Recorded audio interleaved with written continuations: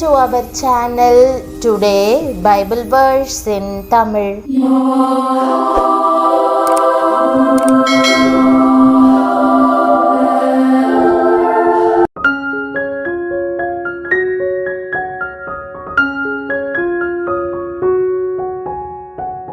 இன்றைய வசனம் சங்கீதம் 84:11. கிறிஸ்துவுக்குள் பிரியமானவர்களே, நம்முடைய ஆண்டவரும் இரட்சகருமான இயேசு கிறிஸ்துவின் வல்லமையுள்ள நாமத்தில் உங்களை வாழ்த்துகிறேன். தேவனாகிய கர்த்தர் சூரியனும் கேடகமுமானவர். கர்த்தர் கிருபையையும் மகிமையையும் அருளுவார்.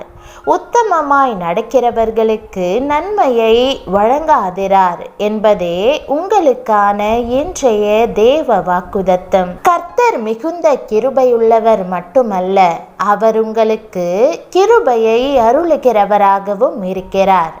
அந்த கிருபை உங்களை சூழ்ந்து கொள்ளும். அந்த கிருபை தேவனுடைய மகிமையை உங்களுக்குள் கொண்டு வருகிறது. அந்த கிருபையே கேடகமாய் உங்களை பாதுகாக்கிறது. நான் கிருபை என்ற வார்த்தையை குறித்து அதிகமாய் சிந்திப்பதுண்டு. பல வரைபடங்களில் பரிசுத்தவான்களுடைய தலைக்கு மேலாய் நீல நிறமான ஒளி மிகுந்த அழகிய வட்டம் இருக்கிறதை பார்த்திருக்கிறேன்.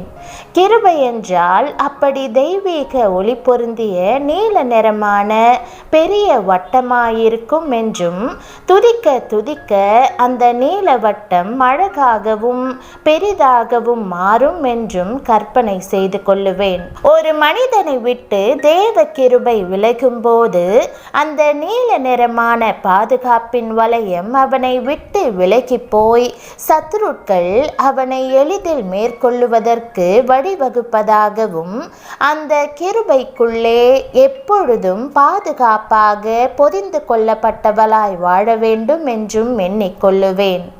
ஆனால் வேதத்தை வாசிக்க வாசிக்க கிருபை என்பது தகுதியில்லாதவர்கள் மேல் கர்த்தர் பாராட்டுகிற தயவு, அன்பு, இரக்கம் என்பதை புரிந்து கொண்டேன்.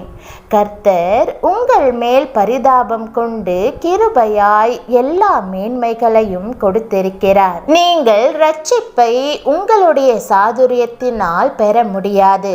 அது கர்த்தருடைய கிருபையின் ஈவு, பரிசுத்த ஆவியின் ஈவு. நித்திய ஜீவனை சுய பிரயாசத்தினால் சுதந்திரித்து கொள்ள முடியாது. அது கர்த்தர் தம்முடைய கல்வாரி அன்பினாலே உங்களுக்கு கொடுத்த கிருபையின் ஈவு. நீங்கள் நிற்கிறதும் அவருடைய கிருபை, நிர்மூலமாகாதிருக்கிறதும் அவருடைய கிருபை. இதுவரையிலும் பாதுகாக்கப்பட்டு ஜீவனுள்ளோர் தேசத்திலே இருப்பதும் கர்த்தருடைய கிருபையே ஆகும். அப்போஸ்தலனாகிய பவுல் தன்னை தாழ்த்தி, ஆகிலும் நான் இருக்கிறது தேவ கிருபையினாலே இருக்கிறேன். அவர் எனக்கு அருளிய கிருபை விருதாவா இருக்கவில்லை. அவர்கள் எல்லாரிலும் நான் அதிகமாய் பிரயாசப்பட்டேன். ஆகிலும் நான் அல்ல, என்னுடனே இருக்கிற தேவ கிருபையே அப்படி செய்தது என்று சொல்லுகிறார். பிரியமானவர்களே, ஒரு நாளும் என்னுடைய முயற்சி, என்னுடைய ஆற்றல் என்று பெருமை கொள்ளாதிருங்கள். என்னுடைய குலம், என் கோத்திரம், என் படிப்பு என்று சொல்லி மேன்மை பாராட்டாதேயுங்கள். உங்களை தாழ்த்தி தேவ கிருபைக்குள் மறைந்து கொள்ளுங்கள். அப்பொழுது கர்த்தர் இன்னும் அதிகமான கிருபைகளை தந்து உங்களை உயர்த்துவார். இந்த வசனம் கூறுகிறபடி உங்களுக்கு தொடர்ந்து நன்மையின் மேல் நன்மையை கொடுத்து உங்கள் வாழ்க்கையை ஆசிர்வதிக்க தேவன் விரும்புகிறார். அப்படிப்பட்ட ஆசிர்வாதத்தை பெற்றுக்கொள்ள நீங்கள் ஆயத்தமாக இருக்கிறீர்களா? ஆனால் உத்தமமாய் நடக்கிறவர்களுக்கே ஆண்டவர் இது போன்ற ஆச்சரியமான ஆசிர்வாதங்களை வைத்திருப்பதாக வேதம் குறிப்பிடுகிறது. ஆண்டவரே, இந்த உலகத்தில் நான் எப்படி உத்தமமாய் நடக்க முடியும்? உம்மை விட்டு விலக செய்யும்படி எத்தனையோ சோதனைகள் வருகின்றன. உம்முடையதல்லாத விருப்பங்கள் என்னுள் ஏற்படும்படி அவை என்னை இழுக்கின்றன. இந்த சோதனைகளை நான் எப்படி எதிர்த்து நிற்க முடியும்? வறுமையின் மத்தியில் வாழ்க்கையே சவாலாக இருக்கும் பட்சத்தில் இவற்றை எப்படி தடுப்பது? உத்தமனாய் என்னை காத்து கொள்வது எப்படி என்று நீங்கள் கேட்கலாம்.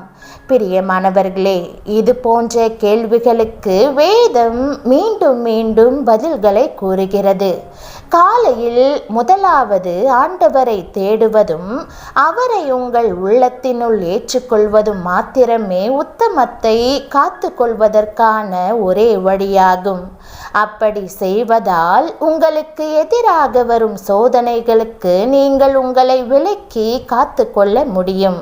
அனுதினமும் காலையில் தேவனுடைய வார்த்தையை வாசித்து அவரது வாக்குத்தத்தங்களுக்கு செவி கொடுப்பதன் மூலம் உங்களை காத்து கொள்ளலாம்.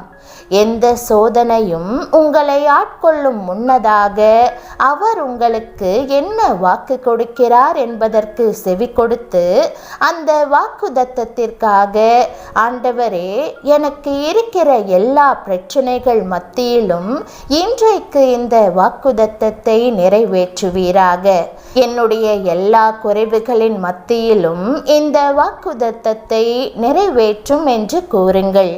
இப்படி செய்யும் போது இந்த ஆசீர்வாதங்கள் உங்கள் வாழ்வில் பாய்ந்தோட ஆரம்பிக்கும்.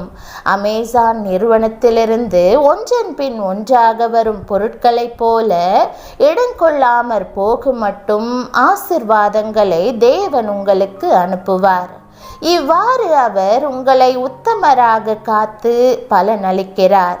பிரியமானவர்களே, இப்போதே இந்த ஆசீர்வாதத்தையும் கிருபையையும் பெற்றுக்கொள்ளுங்கள்.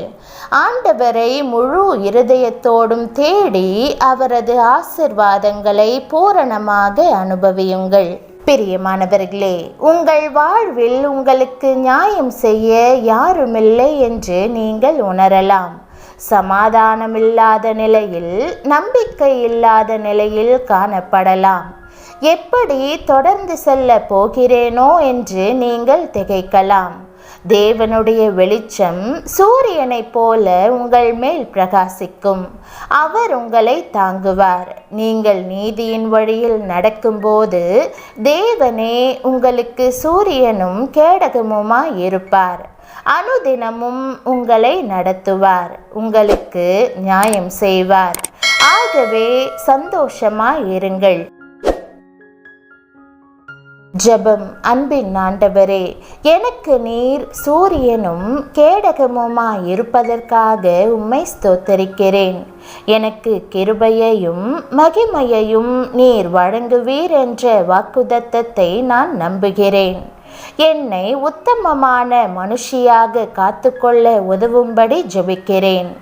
உத்தமமாய் நடக்கிறவர்களுக்கு எந்த நன்மையையும் வழங்காமல் இருக்க மாட்டீர் என்று விசுவாசிக்கிறேன். இன்றைக்கும் என்னை குறை சொல்லுகிறவர்கள் அநேகராய் இருக்கிறார்கள். என் வாழ்வில் சமாதான குறைச்சல் ஏற்பட்டுள்ளது. ஆனாலும் நீர் என்னோடு இருக்கிறீர் என்பதை அறிந்திருக்கிறேன். என் இருதயத்தை உம்முடைய சமாதானத்தினால் நிறைத்து தொடர்ந்து செல்வதற்கான பலனை அருளிச் செய்யும். என் பாதையில் உம்முடைய வெளிச்சம் வீசும்படி செய்து இந்த இக்கட்டான நேரத்தை நான் கடந்து செல்வதற்கு வழி நடத்தும். நான் நீதிமானாகவும் விசுவாசத்தில் நிலைத்திருக்கவும் உதவி செய்யும். நீர் என்னை தாங்கி என் வாழ்வில் நியாயம் செய்வீர் என்று நம்புகிறேன். உம்மேல் விசுவாசம் வைத்து நீர் அருளும் நம்பிக்கையை பெற்றுக்கொண்டு இயேசுவின் நாமத்தில் ஜெபிக்கிறேன் நல்ல பிதாவே, ஆமேன். தேவனுடைய நாமம் மகிமைப்படுவதாக. ஆமேன்.